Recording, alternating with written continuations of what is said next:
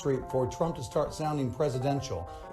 It's a big satisfaction when you're able to help others.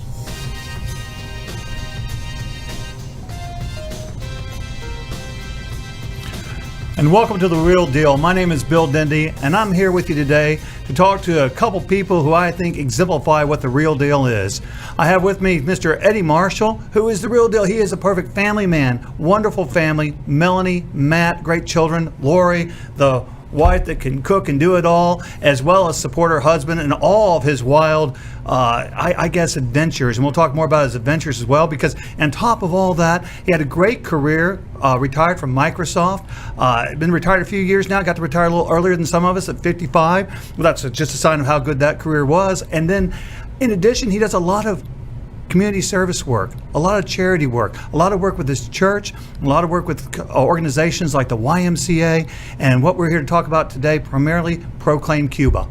In addition, we have Carly Alamino, who is with Proclaim Cuba, lived in Cuba, is here in the United States of America, working with the church, doing music ministry, and giving back to his own country through the efforts of Proclaim Cuba. Gentlemen, welcome to the show. Thanks, Bill. Thank you. Eddie, you've had so many super successes in your life. Phenomenal career. Tell us a little bit about your background and how you got to where you are today. And did I have it right? Did you retire just a couple years ago at 55?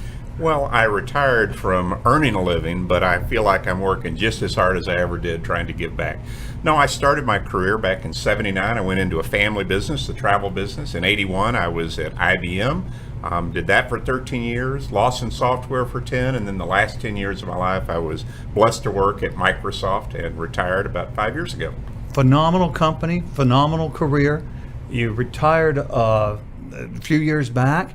And I was teasing, I know it's been more than 2 years ago, but you've been doing, as you say, as much work in your retirement as you were while you're working. Can you tell us what your advocations have been and where you've been giving back and what does that involve? And when did you start doing all this? Too many questions. Please share. Well, maybe it'll help to go back to the beginning. There's a great book out there called Halftime, and it talks about going from success to significance. And I read that 10 years ago and was thinking about what am I going to do after just making a living.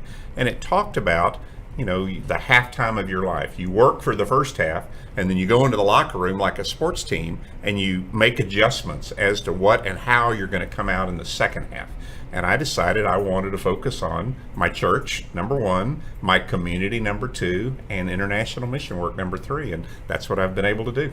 That's phenomenal. And I think that we see that with a lot of people. Once you know that you're okay, your family's okay, you've got it made to some extent, your next best thing is we want to get back somewhere. And we want to do it in our spiritual life. We want to do it with our family, but we want to extend our family to our community and as you're doing to the rest of the world. Yep. Tell me how you're doing that. Well, in which area? In all three of them? Share whichever one you feel most comfortable with right now, but I liked your YMCA work, I like the Proclaim Cuba work, and the ministry, and you seem to find a way to tie them all together.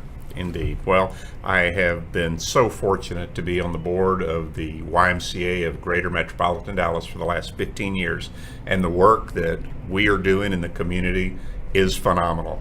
Unfortunately, with this virus, we've been closed down the last few weeks, but very luckily, we are going to be reopening a number of the branches this next week, and I'm so proud of the work that our CEO has done there, particularly supporting many of the healthcare workers and other emergency workers and providing childcare in the community. So the YMCA is a phenomenal organization. I have to agree with you. In fact, my own life was touched by the YMCA. That's where I learned how to swim, and we grew up in an area that we didn't have a lot of resources when I was growing up, and the YMCA provided for us and made sure we had a place to go to and activities to do, and I have loved participating.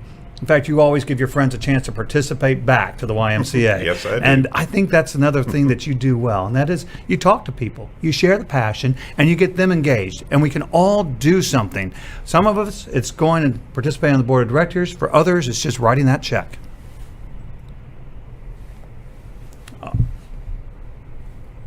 And did we lose our feed, guys? No. Okay. I'm sorry. I was looking at the thing. I was like, freeze. I thought we were off. It's this technology. Beyond the YMCA, how did you get involved with Proclaim Cuba?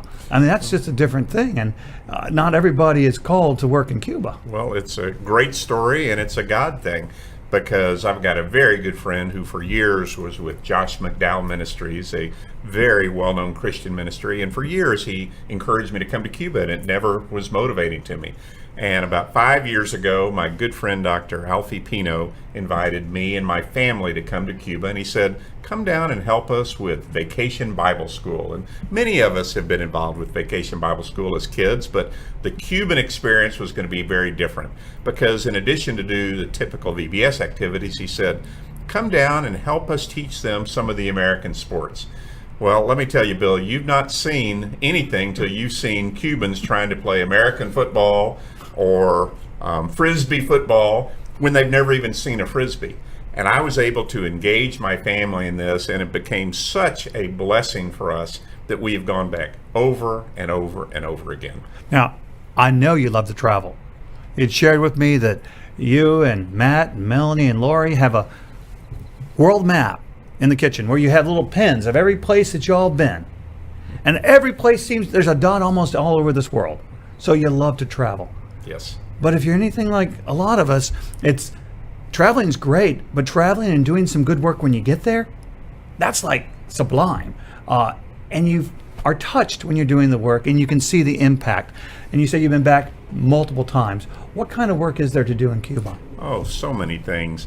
It's so interesting, though, because when we first started going, we thought, well, we're going to go down there and we're going to bless the people of Cuba. And we got it so wrong, because while we do great things for them, what we always find is we as a family are so much more blessed by the people down there. So what are the kind of things you can do? Well, I take my kids because they love the youth ministry and the child ministry, the Vacation Bible School, the sports. They love that kind of stuff. They love interacting with the kids. But my wife has gotten involved in the women's ministry. And so we are putting on conferences with 600-800 women and helping empower some of these Cuban women. We have sports ministry down there with now, over 100 soccer and baseball teams. They call it football down in Cuba. And we're able to use that as a way, as an outreach to Cuba. And then we do a lot of humanitarian work, which Bill, you and I have been involved with the Rotary. And as you know, Rotary has become my passion for giving back to the world. I like the structure and the Rotary's focus. They do work locally and internationally, and it's made up of people who are mostly still involved in their careers, maybe not have a whole lot of time, but they've got the structure through Rotary to where they can plug in when they want to plug in, do the work that they're most interested in, and when they're too busy, it still goes on. And I love taking folks to see the international work that we do. And I love the trip that we all took to Cuba to see the work that's being done by Proclaim Cuba. And we did a lot of work that was just humanitarian in nature, was not the Vacation Bible School, but actually doing some work for the people of Cuba. I thought was phenomenal. Would you share a little bit about that trip and what we saw when we were in Cuba? Well, I would love to brag on Rotary. On one of the trips, we were down there at a summer camp. Nothing like you would expect in the United States. I mean, it was rusted metal swing sets and teeter-totters, and I remember one of the Rotarians looked over and there weren't even seats. It was sharp metal edges on the seats, and he said, you know what, we could make benches, make seats that we could attach to these seesaws. And that's exactly what he did with the Rotary emblem on them. And that was Ian Sullivan, was it not? It was indeed. Thank you. Phenomenal work done there. I thought that was just amazing to get it done. And then the next trip down, we installed them. I was carrying the seats. He couldn't come, but he made sure the seats went on the plane. And we have taken so many supplies because there seems to be needs in a lot of different areas. And it's neat that we can, with just a few dollars, make such an impact in people's lives. Well, I remember particularly when you guys came down with us with medical supplies, and you had many different kinds of things that you brought. And one of the least expensive but most impactful was the one that really got my attention, because you took boxes of rubber gloves, surgical gloves. And I thought, why in the world would this be so impactful? Well, I learned when they told us that they don't have the gloves down there, and they would have to take old gloves and wash them and before run them through they the reuse them. autoclave machine to sterilize them one more time. So- and I understood that 2 years later when I went back, they were still using the same gloves that we took them. They said, you got some more. And I want to say thank you to the folks at Scott and White. I mean, the Faith in Action has done so much good for making sure that supplies that we're not using here are being used in other parts of the world. And they've funded trips that we've done to Jamaica, to Africa, to Cuba, and it's because of their generosity and ability to provide what we need. We were able to get the EKG machine, and sometimes it was just a paper for the EKG machines to the folks in Cuba that could use it. And I think Indeed. that was a neat gift, great way of doing things. But you have to have boots on the ground. And with Rotary, we usually have a Rotary Club there, but there are no Rotary Clubs in Cuba right now. So how do we know that things are going where they should go? How do we know that the people are being impacted positively? What is our relationship in Cuba? Well, it's a great question, which is the reason we found an entity here in the United States called Proclaim Cuba. You can find us on the web at proclaimcuba.org. You can follow us on Facebook and on Instagram. But it is a group of men here in the Dallas area that basically oversees the raising of money and bringing that money to support the ministries of Cuba. We are auditing those monies to make sure they are going to the right place, and we have a very strong relationship with our pastor and the ministers down there. In fact, we have over 144 employees in Cuba, primarily pastors or ministry leaders over these multiple ministries we do, and we're checking to make sure that the money we raise here is going to all the things that we promise people down there. I think that's beautiful. And for those of you who may not be aware of this, new church buildings in Cuba have not been allowed since the 1950s. And you would think that that would stop perhaps the growth of the churches, but it's actually had a kind of a reverse impact. I've never met people who were so on fire about their religion and their ability to practice their religion, whatever it is, because it is such a secular community and such a secular governmental structure that I think everybody, even those in the governmental policy, have a strong religious belief, and they love to share it. And if I might, I'd like to introduce our other guest here, whose father is involved in probably one of the most successful seminaries and outreaches in Cuba through Program Cuba. It was LNAC Ministries. And Carlos, can you tell us a little bit about yourself and what your father's done in Cuba and how we've been able to support that? Yes. Hi, Bill. Thank you for having me here. It is a great opportunity. Thank you very much.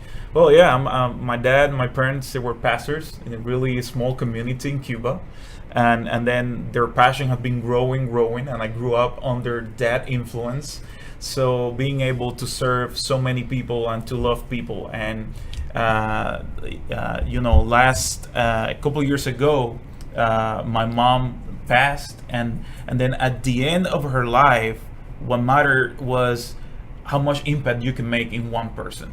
So that was a school for me. So I've learned from that. It doesn't matter how much you can have, but at the end of your days, what impact you had in others people. So I love you're doing this. I love what Rotary has been doing. I love our Proclaim Cuba family here because they are giving back and they are making the impact in others' life. I think it's wonderful. And I love meeting your father and your mom.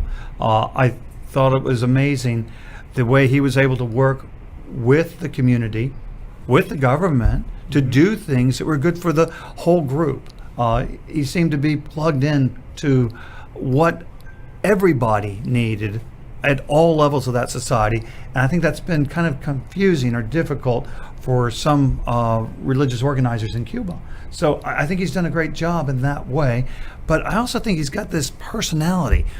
He started off his career. Would you share with us about your dad's career? Because while football may not be the thing, American football in Cuba, baseball sure is a thing in Cuba, is it not? Definitely, yeah. He was a pro player. He was a professional level baseball player. And then he got to the point where he had to decide, or I'm going full-time on ministry or I keep playing baseball. And he was doing great, but he felt that call of seeing people lost, not knowing Jesus. And then he decided to become a pastor, and then the journey started. I think that's wonderful. And he has done so much in his career and has overcome so many obstacles. But he has taught hundreds of people, thousands of people how to be ministers in Cuba? Yeah, so our seminary had graduated over 10,000 people at this point. 10,000 people. Yeah. I think that's just amazing. And I know that the seminary in Cuba is different. That in America, we think of this very structured seminary education. Mm-hmm. I think that for a long time, that might not have been available in Cuba until some of the work that y'all have done through y'all's ministry. Well, it has been interesting because we started our seminary having 10 students, 10 pastors, basically, missionaries coming to our building to get trained. But then we realized, so we're taking the people away from their field. So why don't we take the seminary to them? So, and then we have professors, they travel the island. We have 13 satellites in the country. So we go there, we bring the books, and we train them in their field so that they can continue working while they are studying. I think that's amazing. And again, the passion that people have for their religion has been truly inspiring. And I know that for Eddie, that was probably one of the things that inspired you. And can you tell us a little bit about the book you've got on the table there, Eddie? Well, this is a book. It's called In the Footsteps of God's Call, A Cuban Pastor's Journey. And it's the story of Pastor Carlos Alamino. And what's so interesting about it is it's just a series of things that have happened in his life, starting when he started under a tree with 15 kids 28 years ago, and then growing this ministry for all the things it's done. As Jim Dennison says, listening to Pastor Carlos talk is like listening to the Apostle Paul. It's a series of miracles that have happened that you couldn't believe unless you've seen it for truth. And I know that there are people who doubt that miracles are still going on today. I think that the passion I see in the people there, that's a miracle by itself. I think that you can't help but feel the energy and the aliveness. And the singing at the church in Cuba was phenomenal. I encourage people to make that visit when we're allowed to make those visits again. Things have gotten more difficult for going back and forth to Cuba. This COVID-19 has shut things down, but even prior to that, we had some additional challenges. Could either one of you all speak on the challenges that Americans have going to Cuba right now? Well, let me talk about the before and the after. So before, we would take 15 to 20 mission trips a year. And let me just be very clear, we are not associated with a single church. We are associated with many, many churches. And I'd like to tell you a few of those stories here in a moment. With the coronavirus, it has created problems. There's no flights going in and out of Cuba right now. And even when they start, there will be a 14-day quarantine. But we expect in the fall that will open up again, and we'll be able to start taking Americans again. It's safe, and it's a heck of a lot of fun to go down there. The Cuban people are full of life, full of love. And the first question everybody asks me is, well, what if I don't speak Spanish? And I tell them, there's only 3 words you need to know. And those 3 words are, Dios te bendiga, which means God bless you. And if you can say that in Cuba, you are a friend to everybody you meet down there. I love it. And donde es los baños? That's a good one. You gotta find. I realized I needed that one when I got there too. But can I tell love a it. few other stories of some of our groups that have gone down there and the kind of things we do? Absolutely. And I as I say, I love the fact that what is done can vary depending upon the group. Within the Rotary, it was all do some work at a park, do some work at the hospital, do the giving. It was all humanitarian efforts. And with other groups, it's a vacation Bible school, or it's a women's ministry, or it's what else? Oh my gosh, women's ministry. We, this last year, took a few very well-known Christian artists, Ingrid and Julissa. Carly made that happen, and they came down there and they did concerts for the women down there in Spanish. It was a huge blessing to the people down there. We've taken Watermark Church down there multiple times, and one of my favorite stories is going to Santiago, where they do mission work in the mountains around the city. Well, I asked one of the pastors who does this, I said, well, how long does it take you? He said, oh, it's 3 days to walk up into the mountains and visit my multiple churches. I said, well, what do you need? He said, what I need is a mule. Now, that's not typically something that you hear from a church. I said, well, why do you need a mule? He said, well, because then it cuts the 3 days down to 1 day and I can spend more time with the churches. Well, one of the members of Watermark bought him a mule. A huge blessing for that pastor and all of those churches in the mountains. Bent Tree Bible has gone to Havana with us, a fun city. And they put on an art camp for the kids where they spent a week building sets and costumes and putting on a Christian play for the entire community. had a wonderful time with those Now, kids. and I love these things because one of the abilities for Americans to go to Cuba was through a cultural exchange, educational, or religious. Yep. And so y'all are meeting all three of them, it sounds, on every one of your and the humanitarian effort. But Yes. the restrictions are now a little bit severe on providing anything to the, I don't know, what's the restriction now that we have with the current administration that limits Americans' involvement with Cuba? Well, you have to go under the certain scenarios, but going on religious mission trips or humanitarian trips is still allowed. So as soon as those airlines start going again, they are American airlines, so you're able to fly down there just like you're flying across our country. You go through immigration and customs and you're in, and then you start doing the work that you're there for. Exactly. And the nice thing about an organization like Proclaim Cuba is there are requirements to keep documentation for, I believe, 10 years, and they're keeping the documentation for us. We know that people on our trips have got the visas, they've got the requirements met, and I think that's a great thing because I've seen a lot of travel agents find ways around to get people into Cuba that actually would not fly and could actually cost you your passport. So you want to go, if you're going to Cuba, the right way. And this is the right way to do it. But beyond that, you get there and you get to give back to the people and get to meet the people and engage on a very personal, positive level.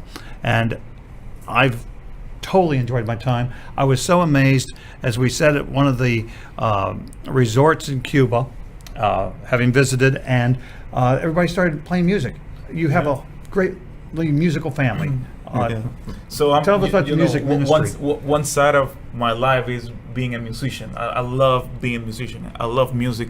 I'm blessed to be music director at Prestonwood Baptist here in Dallas. And in Cuba, when you go, if you don't have music, you are not having a trip. So we always make sure we put the music together to enjoy. But one thing important, Bill, is that when we go to Cuba, we do everything that the government allow us to do. So we work with them.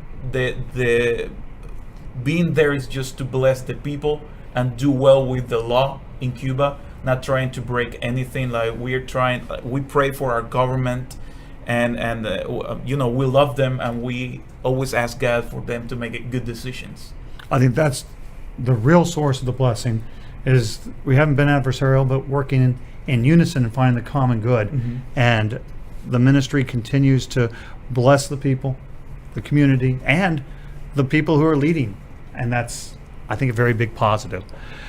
Now, this is a big mission that you've taken on, Eddie. You got this work, you still do it, you're doing it more than full time.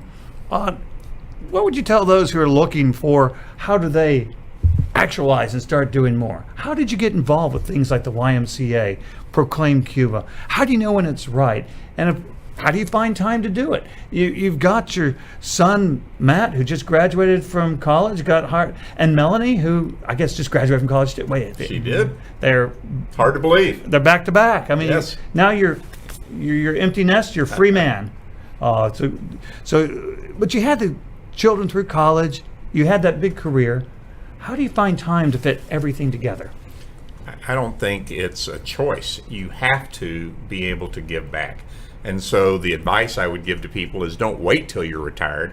Find things that you're passionate about while you're still working. In my case, my church, I volunteered for many years, the YMCA for many years. It wasn't until after I retired I started doing an international mission trip. And 10 years ago, I would have sworn to you that's not something I would want to do. But God had a calling, and who knew that I was the one that he was calling to go do that with. But I am so lucky to work with a board of directors here that support this effort. We're all doing this work. We're raising money. We're raising supporters. We're raising friends. And tell me how it's blessed your family as well, because I know it has.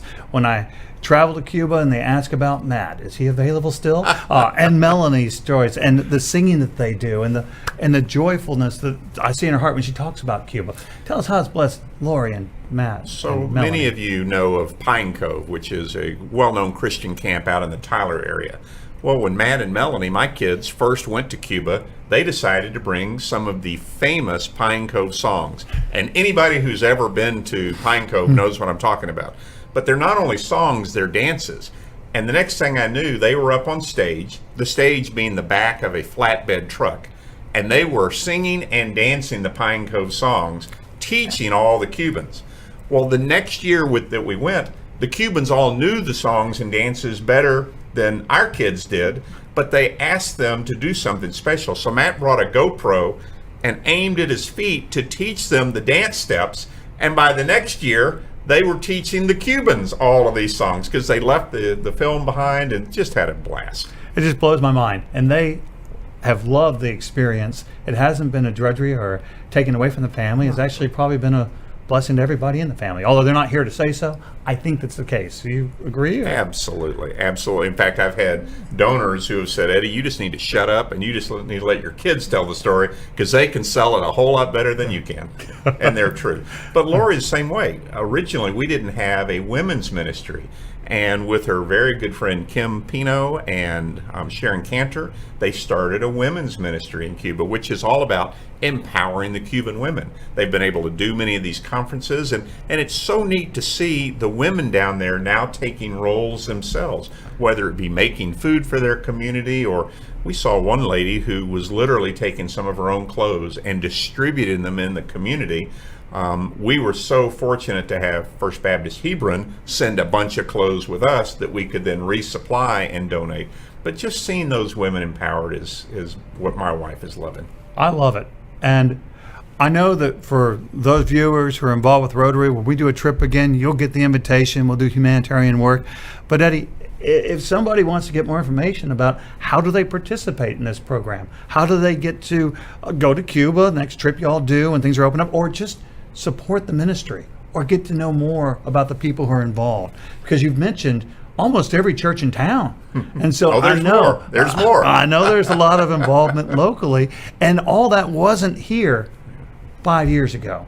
In fact, I remember when the Watermark people first went on to check it out. It was like, can we do this? And they're like, yes, we can, and we can support this. And they are now big supporters. And I think that a lot of church organizations would like to have that ability to participate where it's needed, but also to go to a place where a person is touched, set on fire with the passion of those who have that belief and have, I guess, maybe more challenges. So how would they get in touch with you and your organization? So again, go to proclaimcuba.org or follow us on Facebook, Proclaim Cuba, or on Instagram.